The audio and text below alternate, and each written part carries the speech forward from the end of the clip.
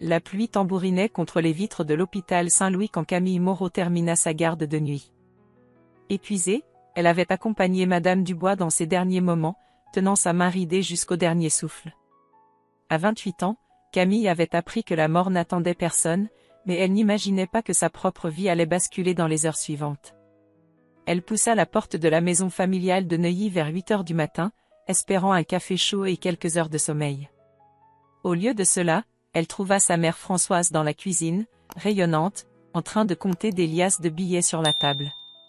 À côté d'elle, son frère Antoine, 25 ans, affalé dans sa chaise habituelle, un sourire satisfait aux lèvres. « Ah, Camille !» s'exclama Françoise sans lever les yeux des billets. « Parfait timing.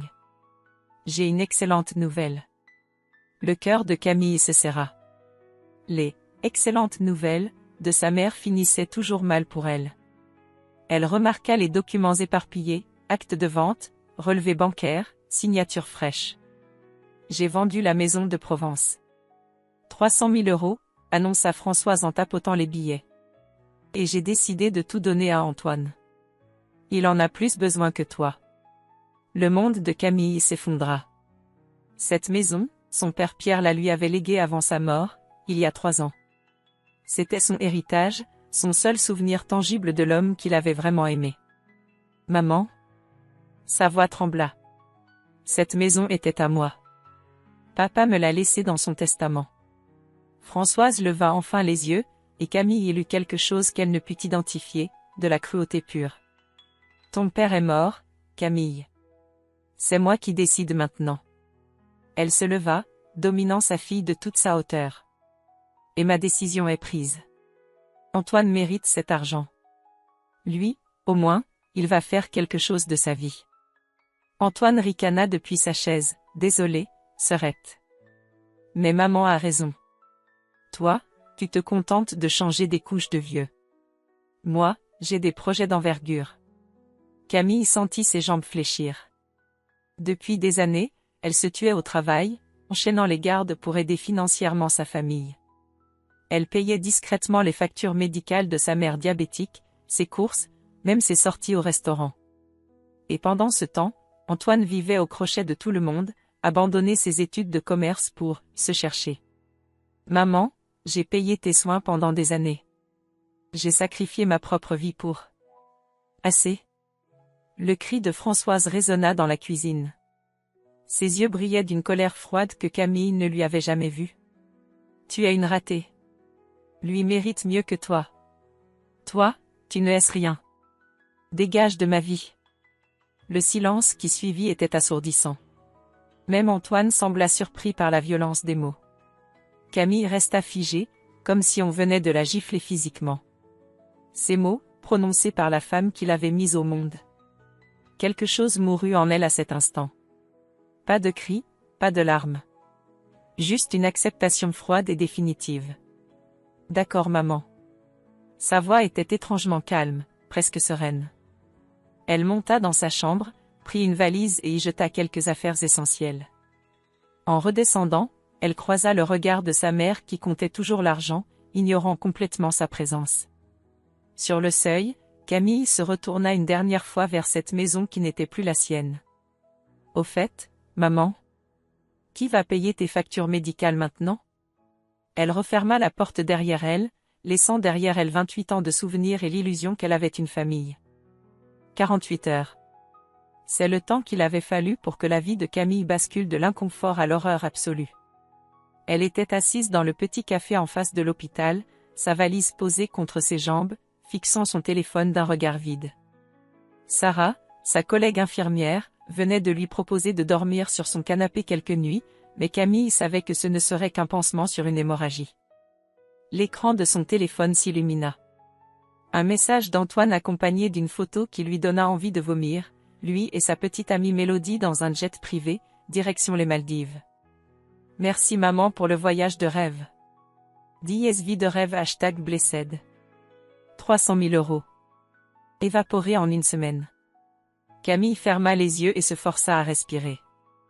Elle avait appelé un avocat le matin même pour comprendre ses droits sur la maison familiale. La réponse avait été un coup de poignard. Techniquement, sa mère avait eu le droit de vendre.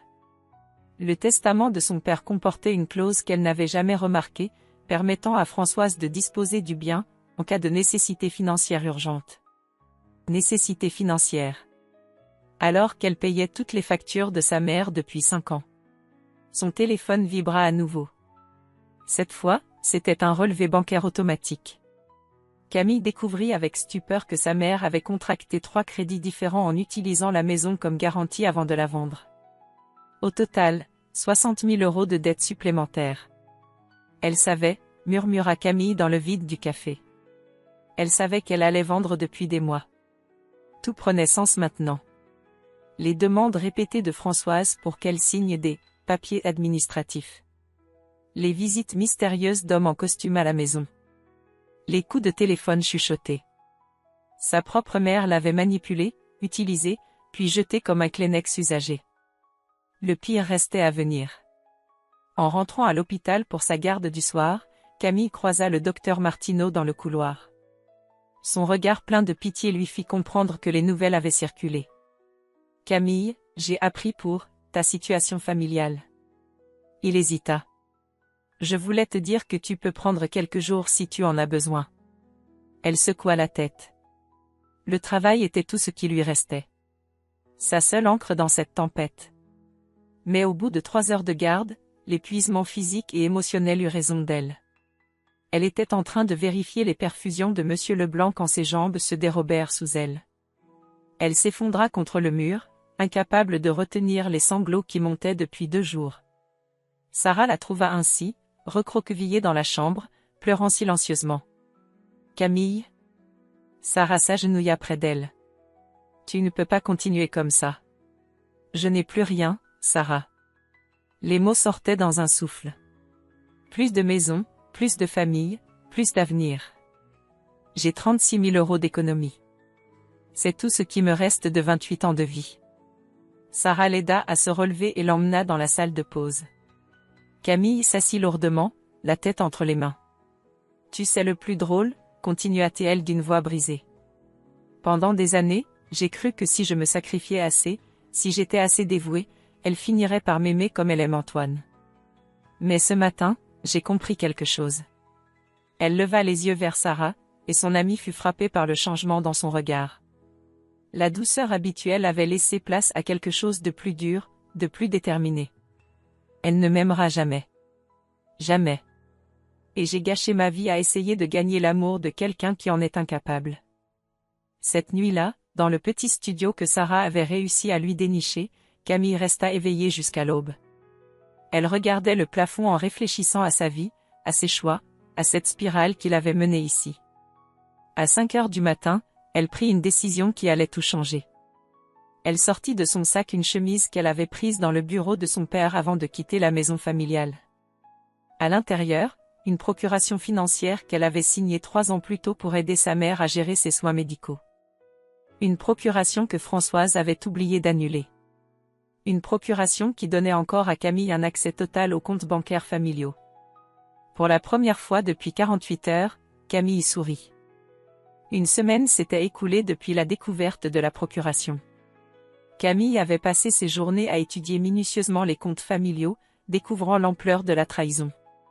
Sa mère possédait 180 000 € répartis sur différents comptes, retraite, assurance vie, livret d'épargne. De l'argent qui aurait dû servir à rembourser les dettes contractées avant la vente de la maison. Ce mardi matin, aux urgences de Saint-Louis, l'alarme retentit. Code rouge, salle 3. Camille accourut et découvrit un homme d'une trentaine d'années, effondré sur une civière, le visage livide. Costume froissé, attaché-caisse renversé, papiers éparpillés au sol. Un AVC mineur selon le diagnostic préliminaire. Monsieur. Elle vérifia le dossier d'admission. Monsieur Blanchard? Vous m'entendez? Thomas ouvrit péniblement les yeux. Même dans ce moment de vulnérabilité, Camille fut frappée par l'intelligence qui brillait dans son regard sombre. Où suis-je? À l'hôpital Saint-Louis. Vous avez fait un malaise dans votre bureau. Vos collègues nous ont appelés. Elle ajusta la perfusion avec des gestes précis et professionnels. Vous êtes avocat, d'après vos papiers? Thomas hocha faiblement la tête. Spécialisé en succession. Ironique, non? Malgré la gravité de la situation, Camille esquissa un sourire. Il y avait quelque chose de touchant dans cette autodérision. Les examens révélèrent que le stress intense avait provoqué une poussée de tension. Pas de séquelles graves, mais un avertissement sérieux. Thomas devait rester en observation 48 heures. Durant sa garde de nuit, Camille passa régulièrement vérifier son état. Contrairement à la plupart des patients, Thomas ne se plaignait jamais, ne réclamait rien. Il la remerciait simplement d'un sourire discret à chaque visite. « Vous ne dormez pas ?» demanda-t-elle lors de son passage de 3 heures du matin. Difficile de dormir quand on vient de découvrir que la personne qui vous a élevé vous a volé votre héritage. Sa voix était calme, mais Camille perçut la blessure profonde derrière ses mots. Elle s'arrêta net. « Pardon ?» Thomas la regarda intensément. « Ma mère adoptive. Elle m'a recueilli à 12 ans après la mort de mes parents biologiques. J'ai découvert hier qu'elle a dilapidé l'assurance vie qu'il m'avait laissée. 500 000 € évaporés en 10 ans. Quand j'ai voulu lui en parler, il eut un rire amer. Elle m'a jeté dehors. Littéralement. » Camille sentit son cœur se serrer.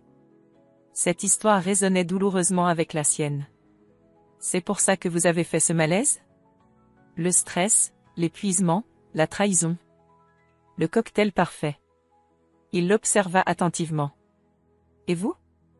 Je vois dans vos yeux que vous comprenez exactement ce que je ressens. » Camille hésita. Jamais elle ne parlait de sa vie privée avec les patients. Mais quelque chose chez cet homme l'incitait à la confiance. « Ma mère a vendu la maison que mon père m'avait léguée. 300 000 € donnés à mon frère qui les a claqués en une semaine. Quand j'ai protesté, elle m'a dit que j'étais une ratée et m'a chassée de sa vie. » Le silence qui suivit était chargé d'une compréhension mutuelle profonde. « 2 orphelins de famille vivante, » murmura Thomas. Cette phrase simple résumait tout. Ils avaient tous les deux été abandonnés par les personnes censées les aimer le plus au monde. La conversation se prolongea jusqu'à l'aube. Thomas lui raconta sa vie, orphelin à 12 ans, brillant étudiant en droit, construction de sa carrière pierre par pierre. Camille partagea son parcours, fille dévouée, infirmière par vocation, année de sacrifice ignorée. « Vous savez ce qui est le plus dur, » confie Thomas. « Ce n'est pas l'argent. C'est de réaliser qu'on s'est trompé sur les gens qu'on aimait. » Camille acquiesça. « J'ai passé ma vie à espérer que ma mère m'aimerait un jour autant qu'elle aime mon frère. Maintenant je sais que ça n'arrivera jamais. » Au moment où sa garde se terminait, Thomas lui attrapa doucement la main. « Camille, accepteriez-vous de dîner avec moi quand je sortirai d'ici ? Pas par pitié ou par reconnaissance. Mais parce que j'ai l'impression d'avoir trouvé quelqu'un qui comprend vraiment. » Pour la première fois depuis des semaines, Camille sentit quelque chose ressembler à de l'espoir naître dans sa poitrine. « Oui, » répondit-elle simplement. En quittant l'hôpital ce matin-là, Camille ne savait pas encore que Thomas Blanchard allait devenir bien plus qu'un simple réconfort. Il allait devenir l'arme secrète de sa vengeance. Car un avocat spécialisé en succession connaît tous les secrets des héritages, et toutes les failles des testaments. 3 semaines s'étaient écoulées depuis leur première rencontre. Thomas et Camille se voyaient chaque soir après ses gardes, explorant Paris comme 2 adolescents découvrant l'amour. Mais contrairement aux couples ordinaires, leurs conversations tournaient autour de stratégies juridiques et de justice familiale. Ce samedi soir, dans le petit appartement que Thomas l'avait aidé à trouver, Camille étalait sur la table tous les documents qu'elle avait rassemblés, relevés bancaires, contrats d'assurance, factures médicales qu'elle avait payées pendant 5 ans. L'addition était vertigineuse, 120 000 € sortis de sa propre poche pour maintenir à flot une famille qu'il avait ensuite jetée.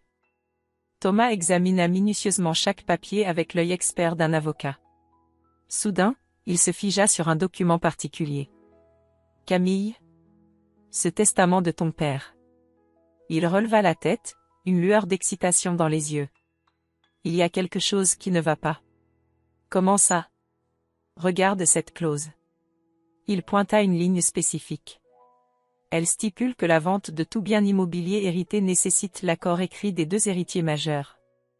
Toi et Antoine. Le cœur de Camille s'accéléra. Mais maman a vendu sans mon accord. Exactement. Cette vente est complètement illégale. Thomas se leva, arpentant la pièce avec l'énergie d'un prédateur ayant flairé sa proie.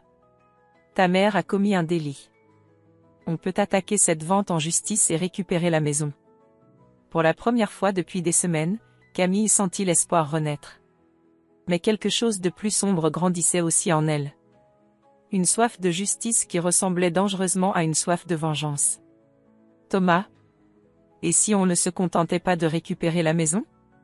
Il s'arrêta de marcher et la regarda intensément. Que veux-tu dire? Camille sortit la procuration financière de son sac. J'ai encore accès à tous ces comptes. Légalement. Cette procuration est valide jusqu'à révocation écrite, et elle ne l'a jamais révoquée. Un silence chargé s'installa dans la pièce. Thomas comprenait parfaitement où elle voulait en venir. Tu veux récupérer l'argent qu'elle possède? Je veux récupérer M1 argent. La voix de Camille était devenue ferme, déterminée. 120 000 € que j'ai versés pour ses soins pendant 5 ans. Le reste de ses économies correspond exactement à ce montant. C'est juste de la comptabilité. Thomas s'assit à côté d'elle, prenant ses mains dans les siennes. Camille, tu es sûre de vouloir faire ça? Une fois qu'on franchit cette ligne. Elle a franchi cette ligne en premier. Les yeux de Camille brillaient d'une détermination nouvelle. Pendant des années, j'ai été la fille parfaite, sacrifiant tout pour une famille qui me méprisait. J'en ai fini d'être une victime. Cette nuit-là, ils élaborèrent leur stratégie. Thomas utiliserait ses contacts pour lancer discrètement la procédure d'annulation de la vente. Parallèlement, Camille commencerait à transférer progressivement l'argent de sa mère sur un compte bloqué, par petites sommes pour éviter les alertes bancaires. Une chose encore, dit Thomas en la prenant dans ses bras. Pour te protéger légalement au maximum. Il faudrait qu'on se marie civilement. Rapidement. Camille le regarda avec surprise. Tu me demandes en mariage pour des raisons juridiques? Thomas caressa doucement son visage. Je te demande en mariage parce que je t'aime, Camille. Éperdument. Et accessoirement, parce que le secret professionnel entre époux nous protégera si les choses tournent mal. Le lendemain matin, il se rendait à la mairie pour une cérémonie civile simple, avec Sarah et un collègue de Thomas comme témoins. Camille portait une robe bleue simple et un sourire qui cachait ses nouveaux plans. L'après-midi même, elle effectuait son premier transfert, 20 000 € du livret A de sa mère vers un compte d'épargne qu'elle venait d'ouvrir sous son nom de jeune fille. Le motif déclaré, remboursement frais médicaux avancés 2019 à 2024.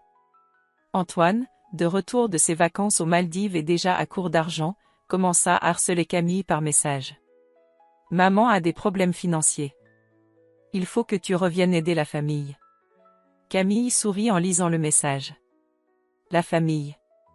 Maintenant qu'ils avaient besoin d'elle, elle redevenait soudainement de la famille. Elle tapa sa réponse avec une satisfaction sauvage. Désolé Antoine. Comme maman me l'a dit, je ne suis rien. Demande-lui d'utiliser l'argent de la maison pour ses problèmes. Ce qu'Antoine ignorait, c'est que cet argent diminuait chaque jour un peu plus. Et que sa sœur, qu'il avait toujours méprisée, était en train de devenir son pire cauchemar. Le piège se refermait lentement, inexorablement. Et Camille découvrait qu'elle avait un talent inattendu pour la vengeance froide et calculée. 2 mois s'étaient écoulés depuis le début de leur stratégie. Camille avait discrètement transféré 160 000 € des comptes de sa mère, ne laissant que le strict minimum pour éviter un découvert. Parallèlement, Thomas avait lancé la procédure d'annulation de la vente de la maison. Tout se déroulait selon leur plan. Jusqu'à ce mardi matin de novembre où Thomas débarqua dans l'appartement de Camille, le visage livide, tenant une chemise poussiéreuse. Camille? Il faut qu'on parle. Immédiatement.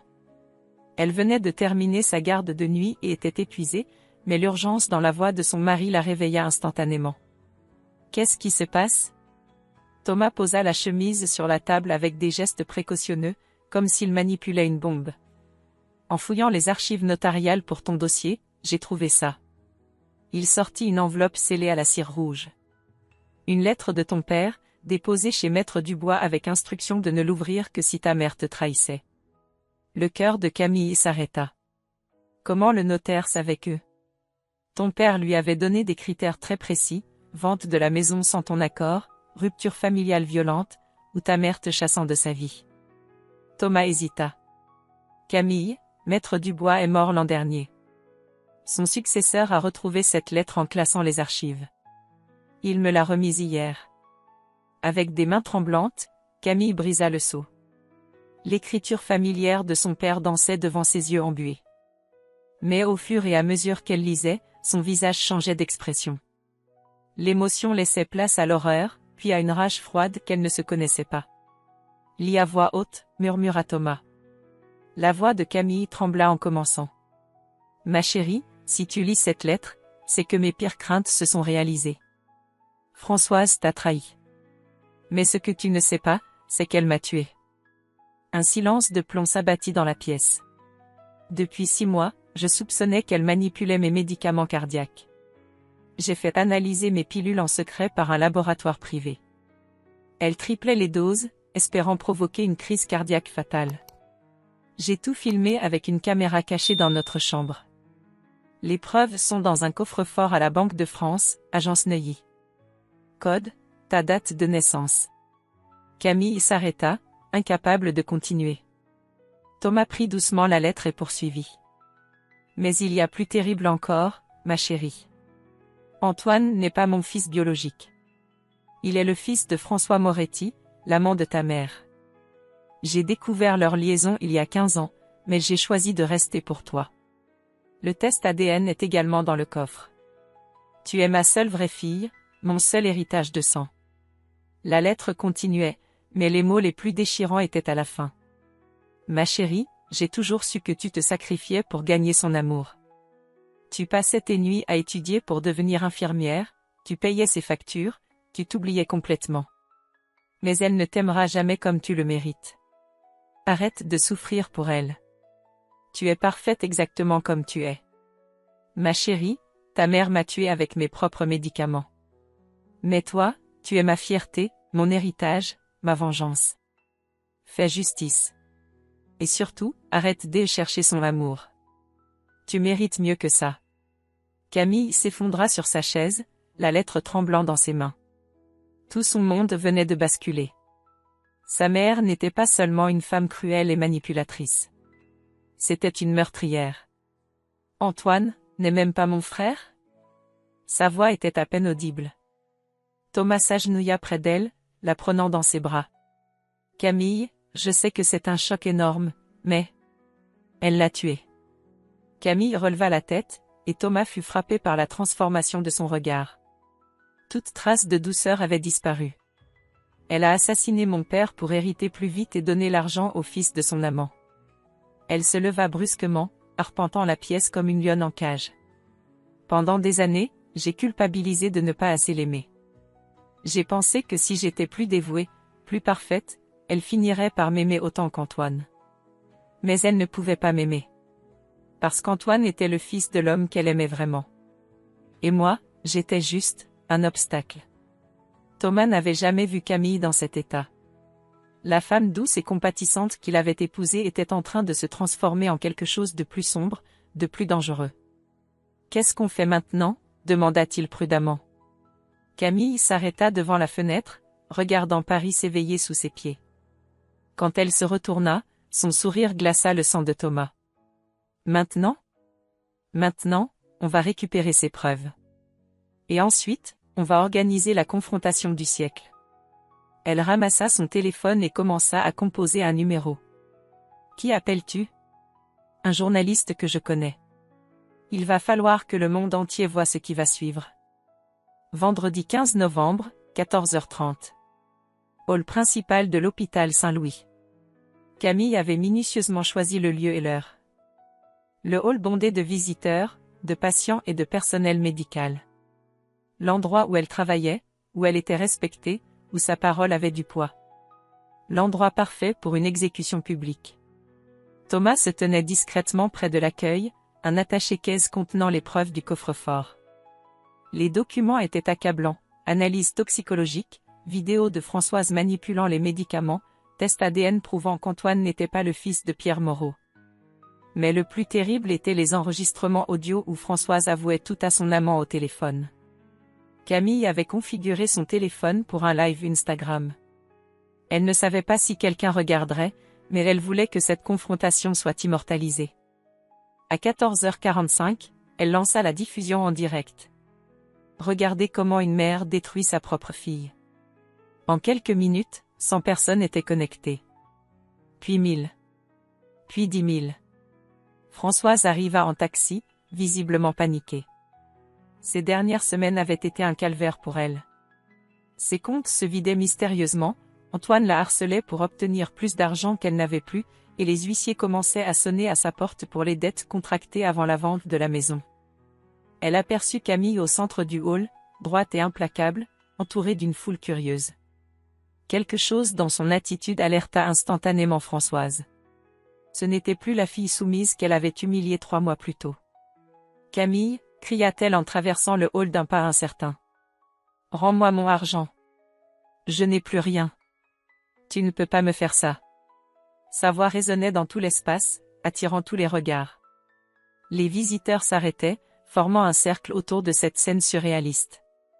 Le compteur du live Instagram explosait, 50 000 spectateurs et ça grimpait en flèche. Camille la regarda s'approcher avec un calme glacial. Quand Françoise fut à 2 mètres d'elle, elle parla d'une voix claire qui porta dans tout le hall. « Bonjour maman. Tu veux récupérer ton argent ? L'argent que tu as gagné en assassinant papa ?» Un silence de mort s'abattit sur l'assemblée. Françoise se figea, le visage livide. « Qu'est-ce que tu racontes ?» Camille sortit une enveloppe de son sac. « Papa savait, maman. Il savait que tu empoisonnais ses médicaments cardiaques.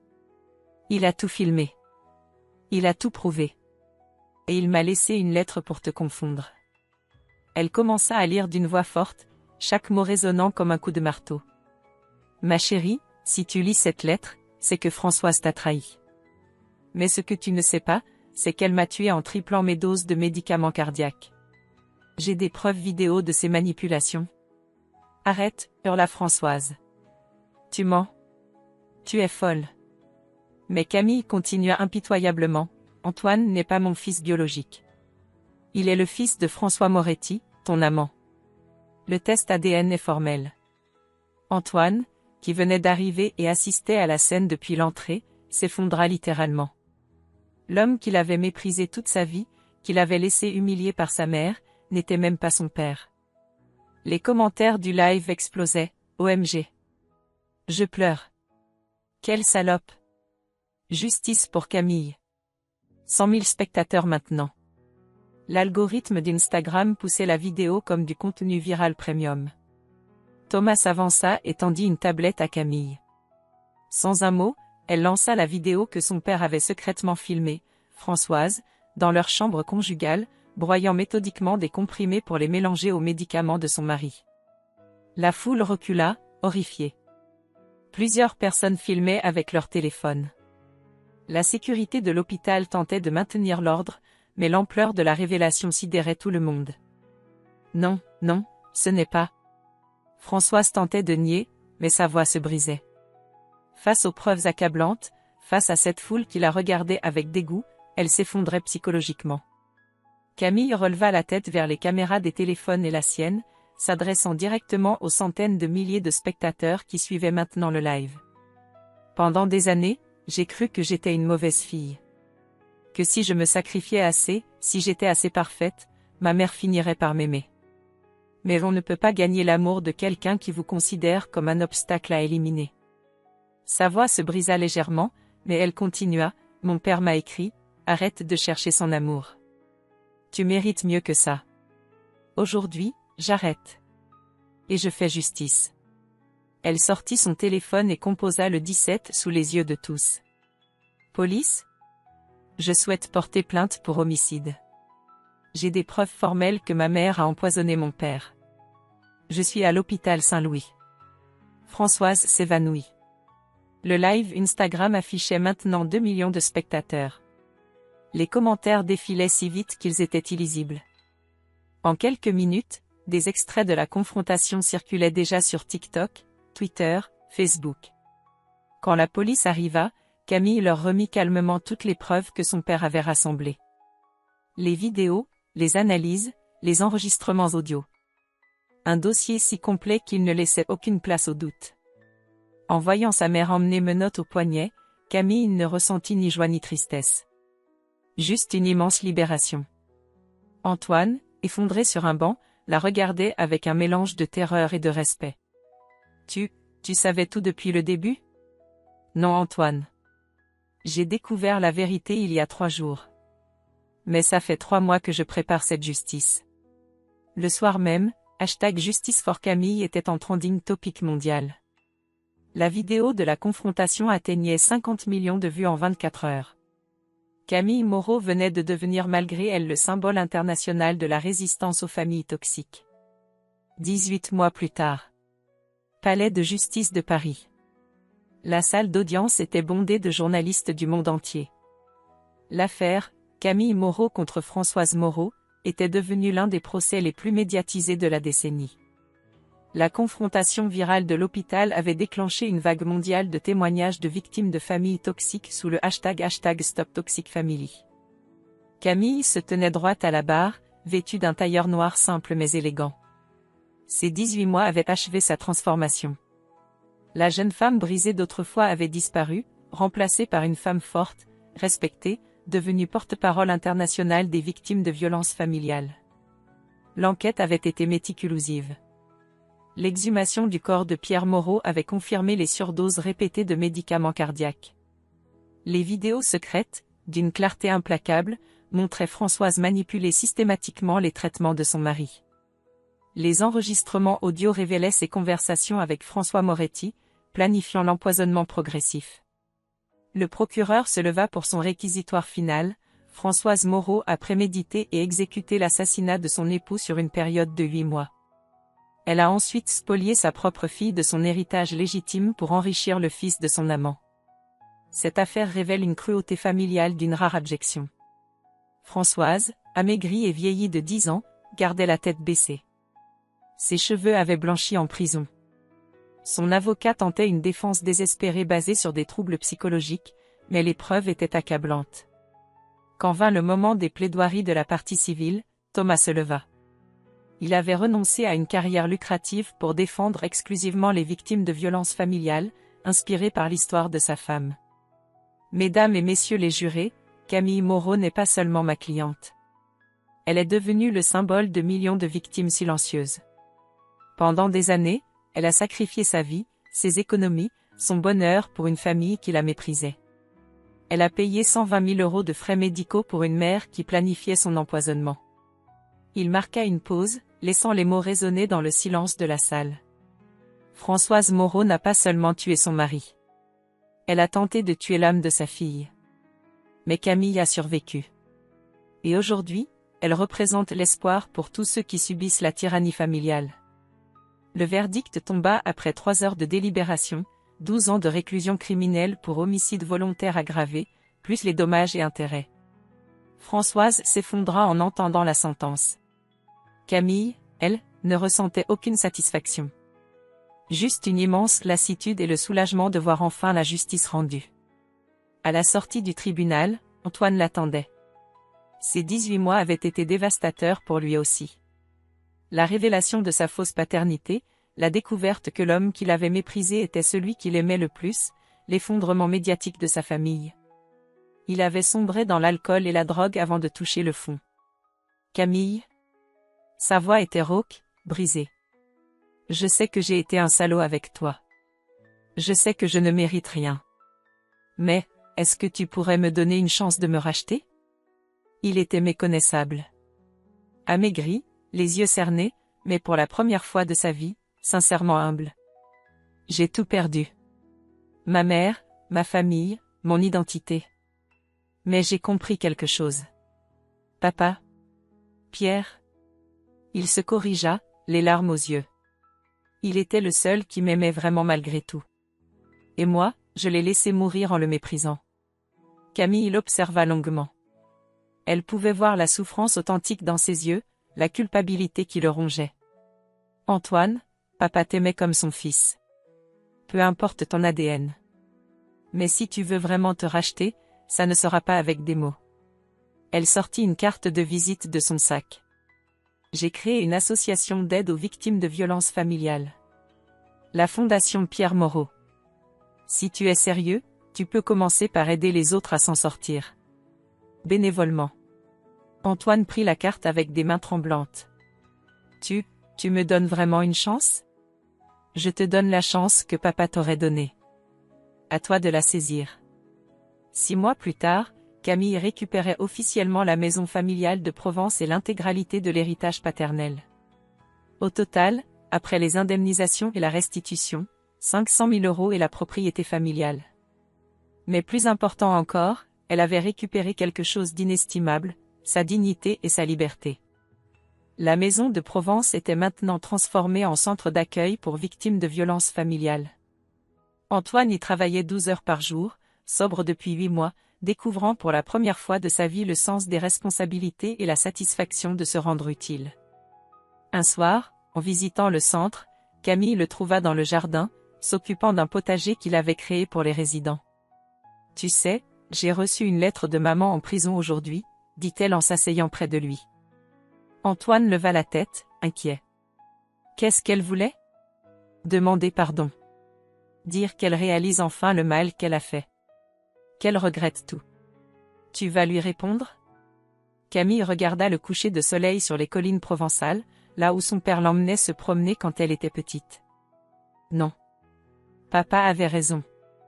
Il faut arrêter de chercher l'amour de ceux qui en sont incapables. J'ai trouvé ma vraie famille maintenant. Elle posa une main sur l'épaule d'Antoine. Toi compris, si tu continues comme ça. Pour la première fois depuis des années, Antoine sourit. Un vrai sourire, sans amertume ni calcul. La justice était enfin rendue. Mais plus que la vengeance, Camille avait trouvé la paix. 2 ans plus tard. 15 juin 2026. Maison familiale de Provence. Les jardins de la propriété étaient méconnaissables. Là où autrefois poussaient quelques rosiers négligés s'épanouissait maintenant un paradis de lavande et d'oliviers centenaires. La Fondation Pierre Moreau avait transformé les lieux en un havre de paix pour les victimes de violences familiales, accueillant plus de 200 personnes par an. Ce matin-là était particulier. Camille se préparait dans l'ancienne chambre de son père, face au miroir où elle s'était regardée enfant. À 30 ans, elle rayonnait d'une sérénité qu'elle n'avait jamais connue. Sa robe de mariée, d'un blanc immaculé, flottait autour d'elle comme un nuage. « Tu es magnifique », murmura Sarah en ajustant son voile. « Pierre serait si fier de voir la femme que tu es devenue. » À travers la fenêtre, Camille apercevait les préparatifs dans le jardin. 300 invités étaient attendus, collègues de l'hôpital, bénéficiaires de la fondation, journalistes qui avaient suivi son histoire, et même des célébrités qui soutenaient sa cause. Mais surtout, Antoine était là, impeccable dans son costume, dirigeant l'organisation avec une efficacité qui l'aurait stupéfié autrefois. Sobre depuis 18 mois, il était devenu le directeur opérationnel de la fondation. Son dévouement pour racheter ses erreurs passées forçait l'admiration.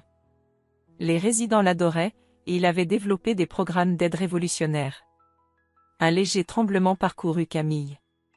Pas de nervosité, mais d'émotion pure. Dans 1 heure, elle épouserait Thomas dans ce même jardin où sa mère l'avait humilié 3 ans plus tôt. On frappa doucement à la porte. Antoine entra, visiblement ému. « Camille ? Les invités arrivent. Et il y a quelqu'un qui voudrait te voir. » Il s'effaça pour laisser entrer une femme d'une 60aine d'années, élégante mais marquée par la fatigue. Camille mit quelques secondes à la reconnaître, Françoise. Son sang se figea. Qu'est-ce qu'elle fait ici? Elle a été libérée conditionnellement hier pour bonne conduite, expliqua Antoine rapidement. Elle voulait juste te voir. Te parler. Françoise s'avança timidement, méconnaissable. 2 ans de prison l'avaient brisée. Ses cheveux étaient entièrement blancs, son visage creusé par le remords et la maladie. Camille? Sa voix tremblait. Je sais que je n'ai aucun droit d'être ici. Aucun droit de te demander quoi que ce soit. Mais, je voulais que tu saches que j'ai compris. Enfin. Elle se tordait les mains, incapable de soutenir le regard de sa fille. En prison, j'ai eu le temps de réfléchir. à ce que j'ai fait. À ce que j'ai détruit. À l'horrible mère que j'ai été. Les larmes coulaient librement sur ses joues. Tu étais parfaite, Camille. Tu as toujours été parfaite. Et moi, j'étais aveuglée par ma liaison, par ma culpabilité, par ma lâcheté. Camille l'écoutait sans un mot, le visage impassible. Je ne demande pas ton pardon. Je ne le mérite pas. Je voulais juste que tu saches que tu es ce qu'il y a de plus beau dans ma vie. Et que je vais passer le reste de mes jours à regretter de ne pas avoir su t'aimer comme tu le méritais. Un silence pesant s'installa. Camille observait cette femme brisée qui avait autrefois été sa tortionnaire. Plus de colère, plus de haine. Juste une immense pitié. « Maman ?» dit-elle finalement. « Papa m'a écrit, arrête de chercher l'amour de ceux qui en sont incapables. » J'ai arrêté. Et j'ai trouvé ma vraie famille. Elle s'approcha et posa doucement une main sur l'épaule de Françoise. « Mais si tu veux vraiment te racheter, aide-nous à la fondation. Aide d'autres familles à ne pas faire les mêmes erreurs. » Françoise hocha la tête en sanglotant, incapable de parler. 1 heure plus tard, au bras d'Antoine qui l'accompagnait vers l'autel, Camille rayonnait de bonheur. Thomas l'attendait, plus beau que jamais dans son smoking, les yeux brillants d'amour. Mais au moment où le prêtre allait commencer la cérémonie, Thomas leva la main. « Camille, avant qu'on s'engage pour la vie, il faut que je te dise quelque chose. Quelque chose que j'aurais dû t'avouer depuis longtemps. » Un murmure parcourut l'assemblée. Camille fronça les sourcils, inquiète. « J'ai menti sur les circonstances de notre rencontre. » Sa voix tremblait. « Mon AVC à l'hôpital n'était pas dû au stress de découvrir la trahison de ma mère adoptive. » Il prit une profonde inspiration, les larmes aux yeux. « J'enquêtais déjà sur ta famille pour mon cabinet. Des irrégularités dans la succession de ton père avaient été signalées. Je cherchais des cas d'héritage frauduleux. » Il s'agenouilla devant elle. « J'ai commencé par calcul professionnel, Camille. Mais dès la première conversation, je suis tombé fou amoureux de ton âme pure. De ta force. De ta beauté intérieure. » L'assemblée retenait son souffle. Camille le regardait, ébranlée. « Pardonne-moi d'avoir commencé dans le mensonge.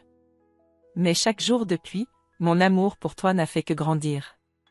Tu es la femme de ma vie, et je veux passer l'éternité à me racheter de ce premier mensonge. » Camille l'observa longuement, puis un sourire se dessina sur ses lèvres. « Thomas, tu m'as aidé à découvrir ma force. Tu m'as soutenu dans ma quête de justice. Tu m'as aimé quand je ne m'aimais plus. Peu importe comment ça a commencé. Ce qui compte, c'est où on en est maintenant. » Elle l'aida à se relever et l'embrassa passionnément sous les applaudissements de la foule. 5 ans plus tard, Camille se recueillait sur la tombe de son père, tenant dans ses bras des jumeaux de 2 ans, Pierre et Camille Junior. Thomas était à ses côtés, Antoine poussait la poussette de leur 3e enfant. « Papa, j'ai arrêté de chercher l'amour de ceux qui ne savaient pas le donner. J'ai trouvé le mien. Tes petits-enfants grandiront dans l'amour que tu m'as enseigné. La Fondation aide des milliers de familles. Même maman travaille maintenant pour réparer ses erreurs. Tu peux reposer en paix. » Le mouvement #StopToxicFamily avait inspiré des changements législatifs dans 12 pays. L'histoire de Camille était devenue un symbole mondial. Et dans le petit cimetière provençal, sous le soleil couchant, une famille recomposée par l'amour rendait hommage à l'homme qui avait tout rendu possible par son dernier acte d'amour paternel.